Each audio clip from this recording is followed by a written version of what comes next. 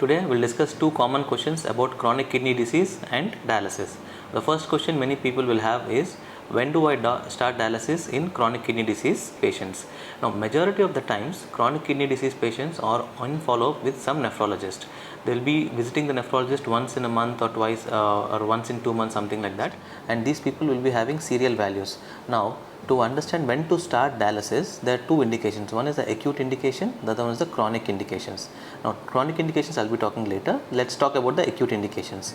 Acute indications or emergency indications for dialysis.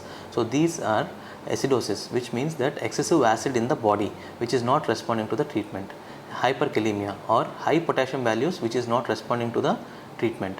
So third thing is the fluid overload or excessive water in the body because of non-functioning kidneys and patient becoming severe breathlessness. These are the acute indications for the dialysis. Let's look at chronic indications, or let's put it simply as non-emergency indications. So those patients who are on regular follow-up, we prepare them for dialysis much before these emergency indications. So that's the importance of being on regular follow-up for these patients.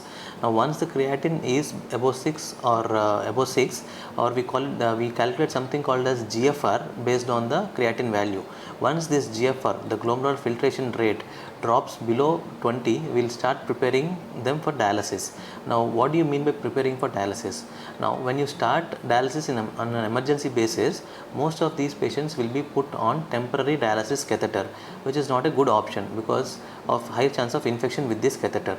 Now, in chronic hemodialysis patients or patients who comes with non-emergency indications and who are on regular follow-up, we create something called as AV fistula by joining two blood vessels.